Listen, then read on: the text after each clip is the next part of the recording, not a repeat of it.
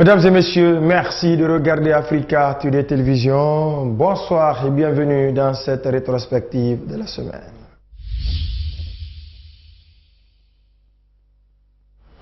Le dialogue politique interguinéen a ouvert ses portes cette semaine à Conakry. Ces pourparlers ont été officiellement lancés par le ministre de l'administration du territoire et de la décentralisation, le général Bourema Condé. Une trentaine de panélistes prennent part aux travaux pour cette première journée. Un consensus s'est dégagé autour des 4 points. Sayoum Kourma nous fait le point. Ce rendez-vous connaît la participation des partis politiques, de la société civile, du gouvernement, ainsi que des partenaires techniques et financiers. Pour ce dialogue de 2016, les partis ont retenu 4 points. Premièrement, nous allons réexaminer l'accord du 20 août de l'année dernière pour voir les points qui n'ont pas connu d'application. Deuxièmement, nous allons débattre de l'installation de la Haute Cour de justice. Troisièmement, nous allons parler des personnes arrêtées et emprisonnées, tant de la mouvance que de l'opposition, lors des manifestations politiques. Et le 4e point à l'ordre du jour dont on va commencer à discuter demain, c'est l'organe de suivi de l'application quand il y aura un accord. L'un des points d'achoppement de ces pourparlers, c'est bien la participation de l'UFR de Sidya Touré. Son positionnement sur l'échiquier politique étant ambigu, sa participation suscite des polémiques. Pour Aboubakar Silla, toutes ces questions de positionnement de partis politiques seront tranchées lors de ces retrouvailles. L'UFR, quoi qu'on le dise, c'est quand même un parti politique qui compte dans le paysage politique guinéen. On ne peut pas organiser un dialogue politique interguinéen inclusif sans l'inviter à participer au dialogue.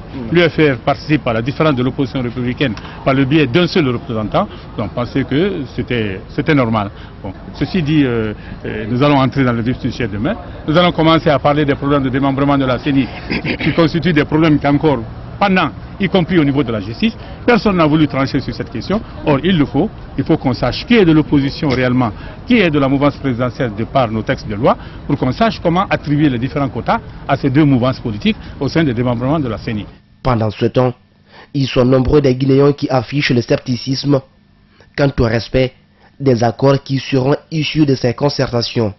Le ministre de l'administration du territoire et de la décentralisation se montre lui optimiste, vu la particularité de cette rencontre.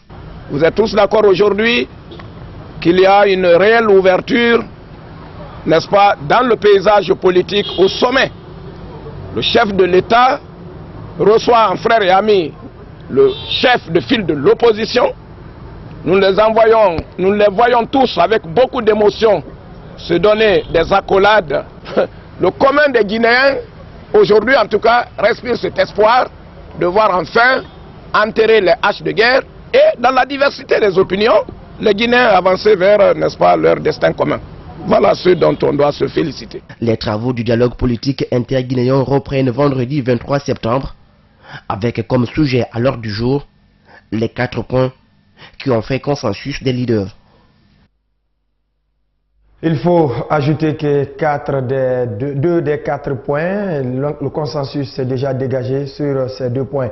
L'Assemblée nationale de Guinée bénéficie des outils législatifs et de communication. Ces documents présentés et validés cette semaine à Conakry devront permettre à l'institution parlementaire d'être efficace et mieux se faire connaître auprès des mandants à travers une stratégie de communication agissante. Le compte rendu, Alpha Omar Diallo. Ces documents législatifs et de stratégie de communication de l'Assemblée nationale sont destinés à qualifier les services techniques de l'institution parlementaire en vue de la rendre performante et visible auprès des mandants. L'élaboration de ces outils a été rendue possible grâce à l'assistance du Programme des Nations Unies pour le développement PNUD à travers le projet d'appui à l'Assemblée nationale financé par le Fonds de consolidation de la paix PBF. Que les bénéficiaires puissent s'approprier de leur contenu et en faire un usage quotidien, et ça contribuera à l'excellence dans le travail parlementaire, à la qualification du travail parlementaire. Ces instruments sont aussi appelés à combler le déficit des parlementaires en matière d'élaboration des propositions de loi. Ils ont de belles idées, mais ils ne peuvent pas écrire par eux-mêmes ces propositions de loi parce qu'ils n'ont pas les outils techniques pour y procéder. Donc nous avons outillé des services techniques compétents pour mettre sous forme légale les initiatives que les députés pourraient prendre à travers un outil qui a été élaboré à cet effet. Aussi, il faudrait que l'institution fasse connaître ses actions à travers une communication rationnelle. Donc nous avons élaboré des outils de communication. Communication interne à l'intention des travailleurs de l'Assemblée et des députés, mais aussi une communication externe à l'intention des autres partenaires de l'Assemblée nationale. Le PNUD demande une bonne appropriation du contenu des documents et à en faire une exploitation rationnelle, ce que les bénéficiaires jurent de respecter. Nous sommes très contents, nous allons faire un usage très rationnel de ces documents. Ils peuvent être très assurés de notre côté. Le Programme des Nations Unies pour le développement entend également s'investir dans l'élaboration du plan de modernisation de l'administration parlementaire de Guinée. Nous nous sommes engagés à faire de la lutte contre la pauvreté, la corruption, la misère et l'ethnocentrisme comme priorité urgente. Ce sont les mots du ministre de l'Unité nationale et de la citoyenneté, Khalifa Gassama Diaby. Un message qu'il a lancé à l'occasion de la célébration cette semaine de la Journée internationale de la paix. Les précisions avec Sayon Kourma. Depuis 1981, les États du monde célèbrent le 21 septembre de chaque année la Journée internationale de la paix, placée cette année sous le thème « Les objectifs de développement durable composantes de la paix ». Cette commémoration est consacrée pour la consolidation et au renforcement de la culture et de l'idée de paix. À l'occasion, le ministre guinéen de l'Unité nationale et de la citoyenneté invite le peuple à œuvrer de concert pour construire un avenir à l'abri des conflits. Nous nous sommes engagés, comme les 192 autres nations du monde, à faire de la lutte pour les 15 prochaines années contre l'injustice, contre la corruption, contre la misère, contre la pauvreté, contre la faim, contre le racisme, contre l'ethnocentrisme, contre la xénophobie, contre la raréfaction de l'eau, contre la dégradation de l'environnement, contre l'exploitation abusive des ressources naturelles, comme étant des priorités urgentes et vitales. Cette journée a pour but d'inspirer les prochaines générations à devenir des artisans de la paix. La journée de la paix, selon l'ONU, modifie les comportements et encourage à agir pacifiquement tous les jours.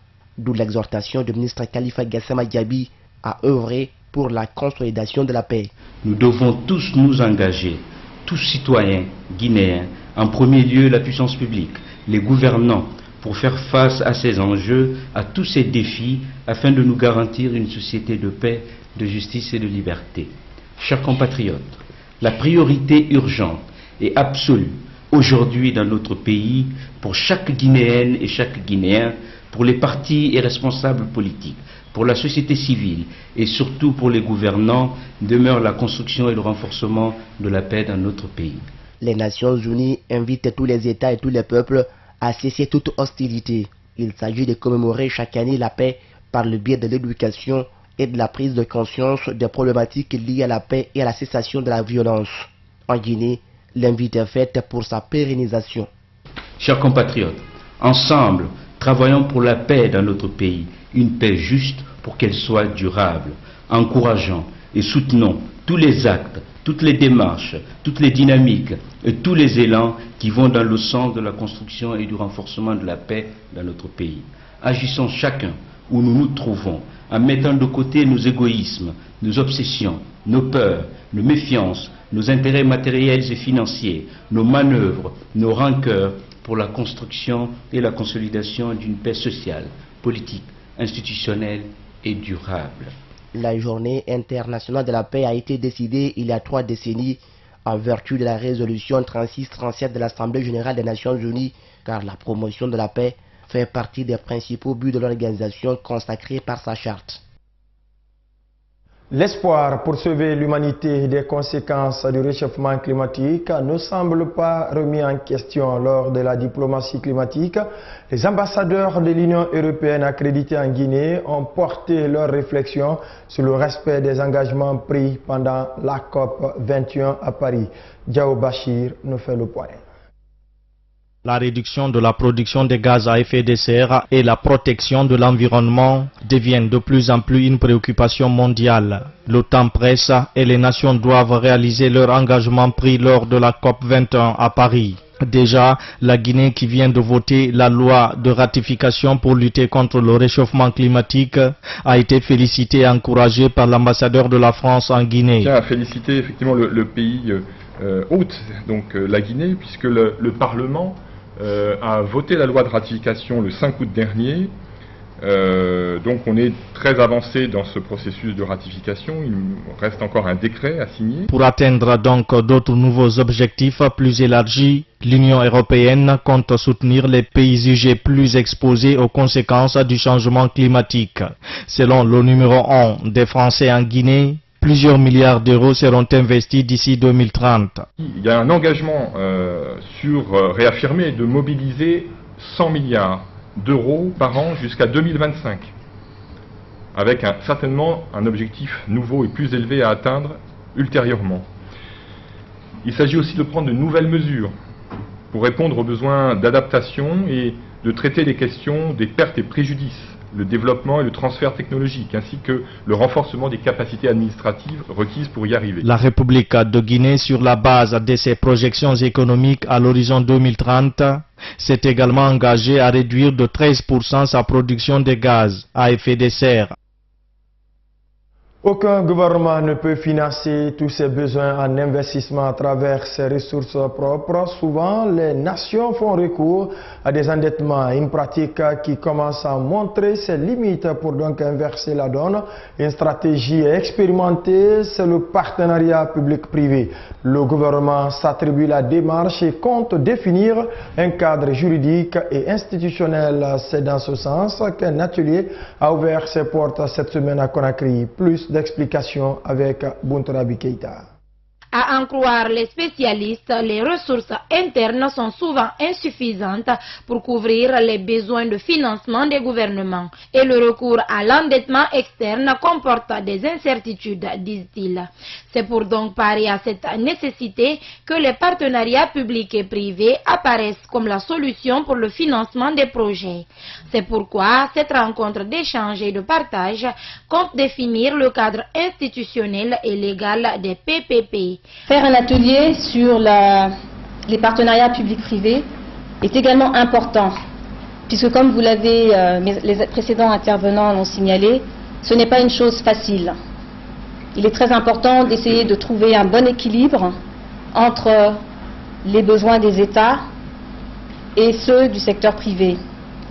Et cela nécessite également des capacités importantes de montage, de structuration et également de suivi.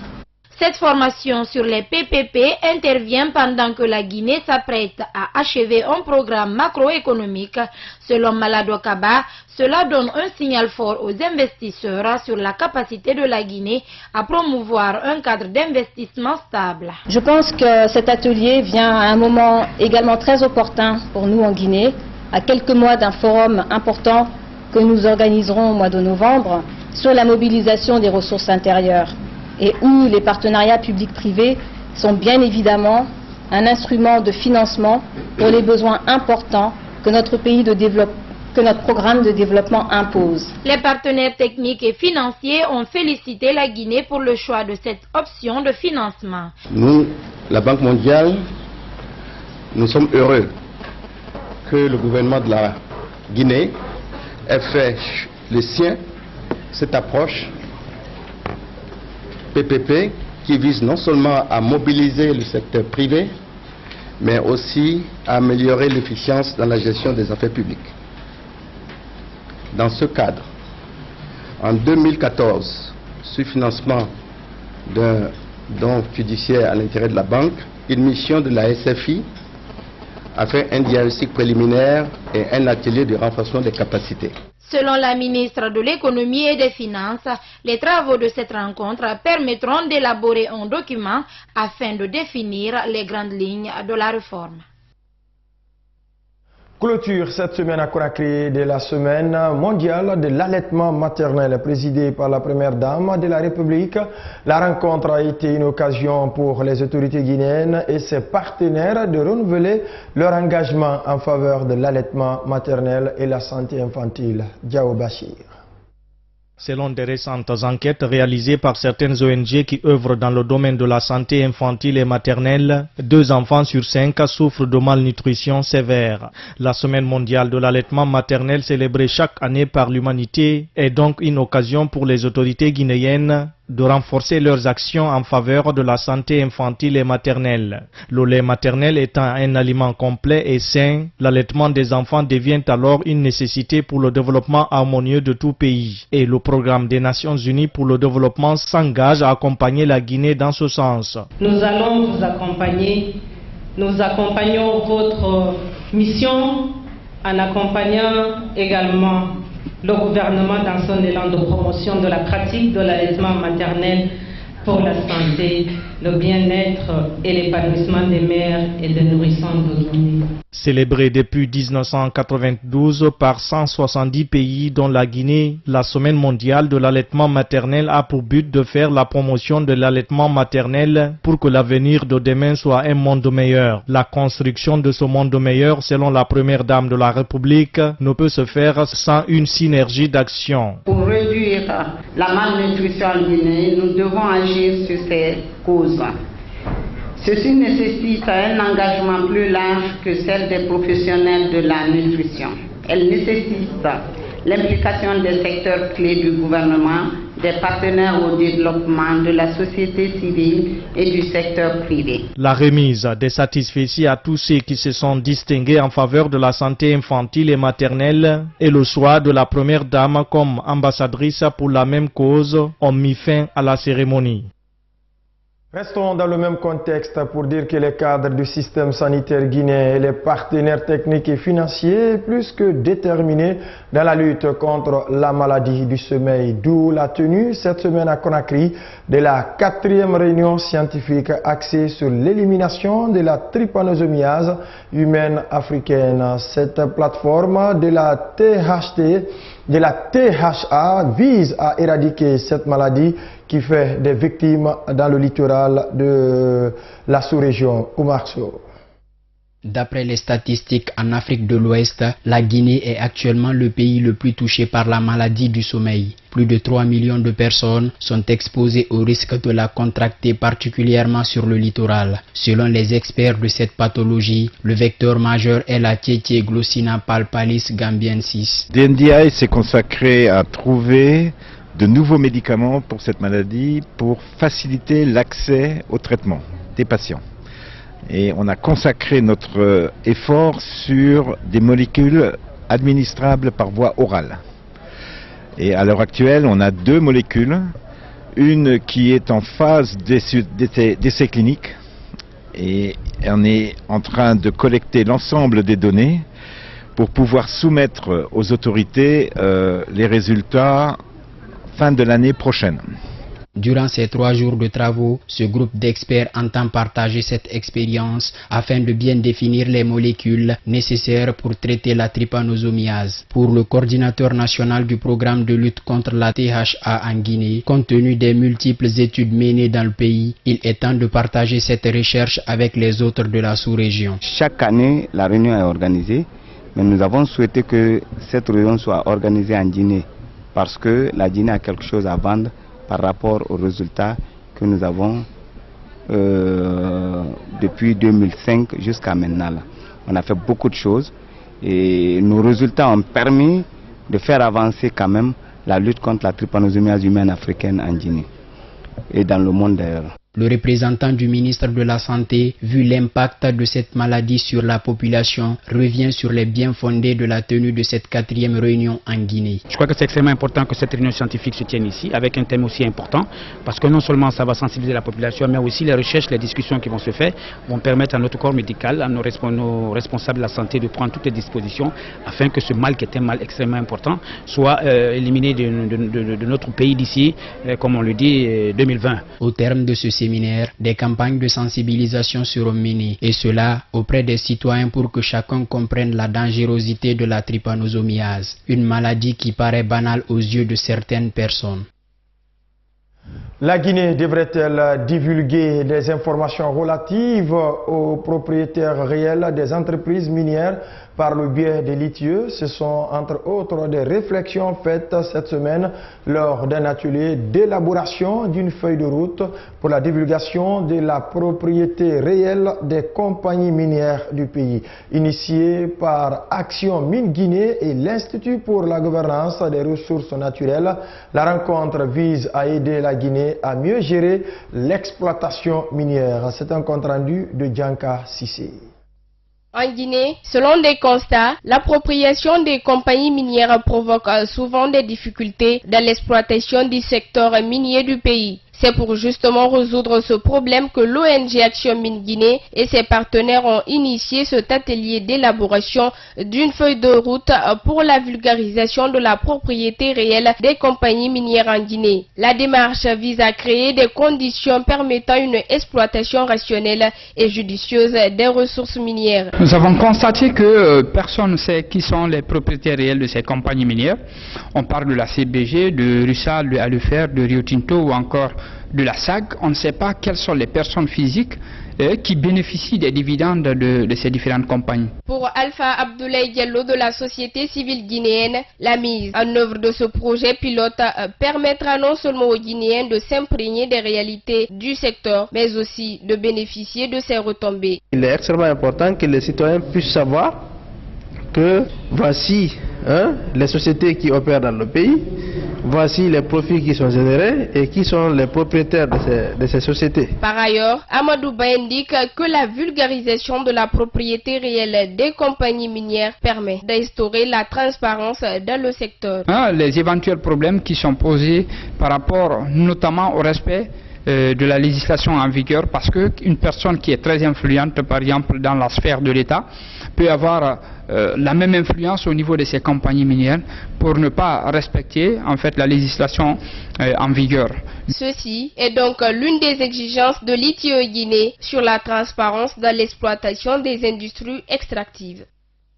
Le consortium pour l'observation domestique des élections et ses partenaires veulent communiquer sur certaines actions du gouvernement. En conférence de presse cette semaine, les membres de cette ONG ont notamment communiqué sur les réformes entreprises dans le domaine des mines depuis l'avènement de la Troisième République. Selon ces activistes de la société civile guinéenne, l'espoir est permis au niveau du secteur dans les prochaines années. Saloum Kondé. Cette restitution des réformes entreprises dans le secteur minier a porté essentiellement sur le diagnostic, les analyses et les perspectives de développement. Selon le conférencier, malgré les défis infrastructurels, le peuple de Guinée doit encore garder de l'espoir. Lorsque nous analysons les défis et puis les généralités, l'état d'antan de ce secteur et aujourd'hui, depuis l'arrivée de la Troisième République, en tout cas ce qui nous a été présenté, nous pouvons dire que oui, il y a de l'espoir. Il y a de l'espoir car selon le conférencier, les mines constituent un facteur de développement. On ne peut pas dire que ça doit forcément se relever sur les mines, mais plutôt les mines constituent un facteur de développement important, n'est-ce pas, de la Guinée. Pour les participants, cette conférence leur a permis d'avoir beaucoup de connaissances sur le secteur des mines en Guinée. Et ça nous a appris beaucoup de choses, et tout ce que les gens entendaient parler, disons que les choses ne sont pas, on le dit verbalement, et pourtant sur papier c'est pas pareil. Les acteurs de la société civile disent avoir suivre de près l'action gouvernementale et ils sollicitent leur implication à toutes les étapes de l'évolution du secteur minier, ce afin de mieux informer le peuple. Les sapeurs-pompiers ont fait une démonstration d'intervention cette semaine au site de l'EDG à Tombo dans la commune de Kalom. Un exercice qui intervient dans le cadre de la semaine de sensibilisation et d'information sur la prévention des accidents, la santé et la sécurité au travail initié par le groupe Veolia. Une démonstration qui fait partie des 3 activités retenues en Guinée dans le cadre de cette semaine de sensibilisation. Le point avec Soare Bouakar. Commandant de Kaloum, incendie au central Tombo. Cette scène est un exercice de simulation et de démonstration des secouristes en cas d'accident de travail. Et cela fait partie des techniques de sensibilisation pour prévenir et limiter les conséquences des accidents de travail au sein de l'électricité de Guinée et DG. Une sensibilisation initiée par Veolia, partenaire de DG, pour amener l'ensemble des travailleurs à prendre conscience de leurs responsabilités en matière de prévention des accidents au travail. Une première en Guinée qui réjouit d'ailleurs les sapeurs-pompiers. Non, je félicite ceux qui ont initié cette chose, parce que ça fait 11 ans que j'interviens. On n'a jamais initié cette sorte de choses. Donc je pense que ceux qui sont en train de travailler actuellement, ils ont une notion de sécurité et hygiène. Au cours de cette séance, utiles conseils ont été prodigués aux travailleurs de DG sur le comportement adopté en cas d'accident. Pour Loïc Durand, directeur des ressources humaines de l'EDG, la santé et la sécurité sont une préoccupation de tous dans un service.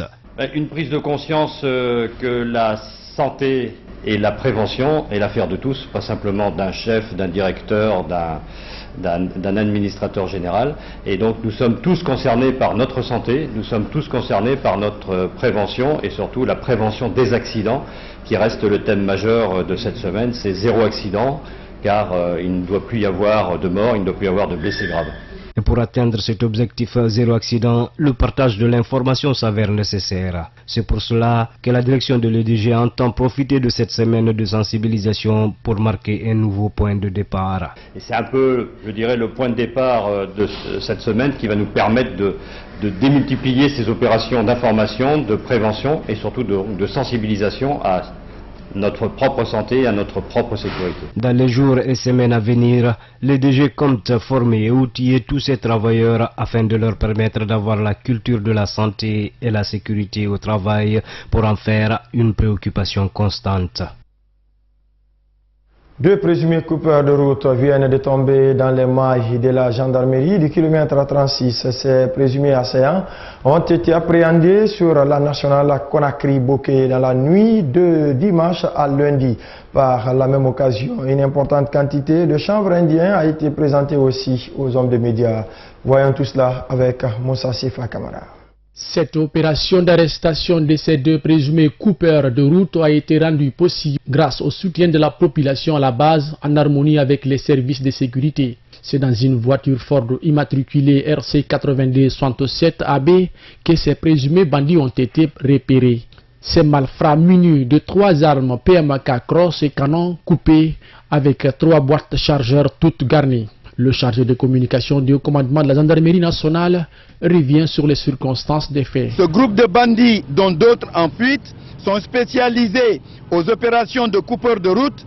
Ces bandits arrêtés au barrage de Bawa se rendaient vers Boké où un braquage était planifié contre un commerçant qui devait quitter Boké avec la complicité bien sûr de son frère pour Conakry, avec une force tombe de devises et de monnaie locale. Ces présumés coupeurs de route ont nié en bloc les faits qui les sont reprochés. Les armes, ça ne m'appartient pas.